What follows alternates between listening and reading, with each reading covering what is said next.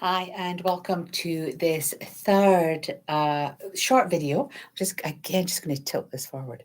Always tilt it back when I'm doing all my typing.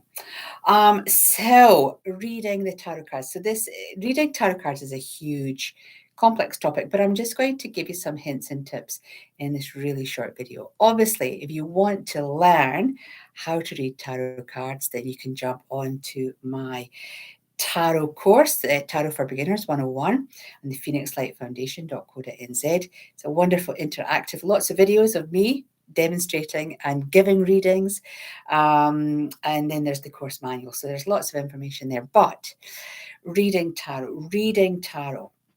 So we talked about in video number 1 about finding a tarot deck that really sparks your intuition and it sparks that connection for you with your guides.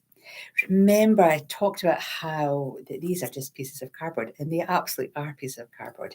You are the channel. This is the stimulation for the channel. In your cards, in any deck, there is the major arcana, which in this particular deck, the Thoth deck, they're called the trump cards. And then there are the suites. So that's the 1 to 10s plus the royals. And sometimes you'll get 4 royals. So you'll get a knave, a knight, the king and the queen. Or sometimes you just get the knight, king and queen. So again, each deck might have a slight difference, but they're the same, more or less they're the same. And not only do we have the major arcana and the minor arcana, the 1 to 10s, but in amongst all of that, you've then got the actual suites. So we'll have the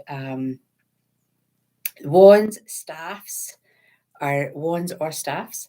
Pentacles are discs, same thing. Cups are the same thing. And then we've got swords. Swords are always the same. So cups, sometimes you might get the word chalice. So you might get the word chalices all the way through, 1 to 10, or you might just get the word cups. But basically, the language, although it's slightly different, it is describing the same thing. Reading the cards, you are going to use a deck that stimulates your interest, it stimulates your connection, and it stimulates that intuitive aspect of yourself. So you're going to use your card in different ways. I like the tarot deck because the symbology in the tarot deck is phenomenal. It has the Kabbalah symbols in here, it has Arabic in here, it has astrology, it's got the planets in here, the zodiac signs, all sorts of stuff. And all of that really stimulates me in terms of what I'm looking at in interpreting the card as a message for my client. So the other thing to think about are the colours within the cards. I'll just turn this up the right way. So here we've got the Chariot. So we've got wonderful crab up here. We've got our lovely griffins at the bottom there that are pulling the chariot. And then we've got this wonderful golden being in the middle of the chariot. So when you're reading your cards, you're looking at what is topically showing you at the top. And I've just described that to a T. So when you're tuning in for your client, you're looking at the initial graphic that is on display at that point in time. And you're allowing your mind to really think about, what does this mean? What does this mean for this client? What does it mean for me if you're pulling a card for yourself? And so you're pulling these cards and you're looking at the initial impact of the card. You're looking at there first. And when I turn the card around, and then I'm going to start looking into the card. So I'm looking at the background of the card. And when I look at the background of the card, there's these descending circles in the background. There's a shadow pair of pillars in the background. When I'm looking at slightly more detail of the griffins at the front of the card, they're masculine and feminine, and they're balancing. When I'm looking at the actual gold armored figure in the card, I'm seeing that we've got 10 diamonds on this card. And I'm seeing that the card is the number 7 of the trump deck. So this is the trump deck here. When I'm looking at the bottom, we have the symbol for Pisces. It's also on the card.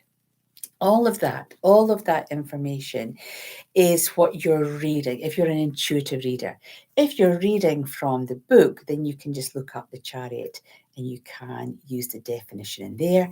But if you are an intuitive reader, I'm asking you to really start to look what's behind the initial image. What lies behind that image?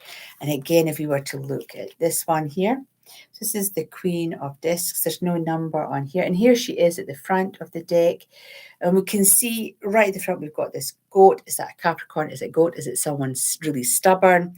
Then we've got the Queen recumbent holding her wonderful disc.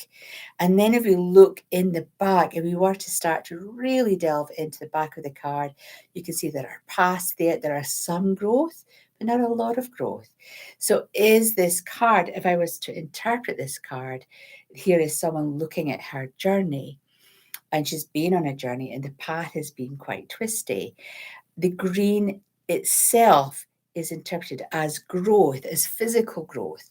So she's surrounding herself, her mind, in physical growth. Her mind has literally got a cap of green energy on there, and those wonderful horns extending up to the universe, bringing in divine guidance, because the staff, this wonderful staff that she's holding, is her having a grasp on where she's going, what she is she going to be doing in the future, where is she going. I'm getting quite excited about this card. Could be for me, I don't know.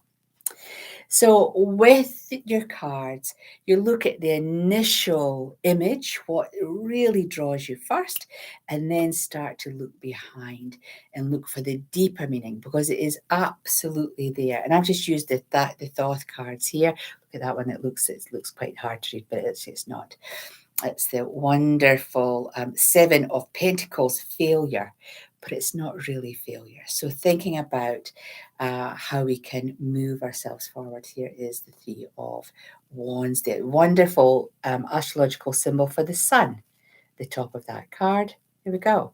So you're looking at your cards, you're interpreting the initial vision, you're going into the back of the card, seeing beyond that initial, what your eye first lands on, and then looking at the card as a whole. Reading intuitively is a wonderful way of opening up the cards for deeper investigation, deeper interpretations, and really more meaningful messages. I've always looked through my cards since I started reading the cards at the age of 13. I started with a Spanish deck many years ago that belonged to my mother. And so I've just always had that intuitive link with the cards. But if you're beginning, and yes, use both, use the book and then start to interpret the cards yourself. You can absolutely draw a card a day, see what happens, interpret the card, write it down, and then just see how your day turns out.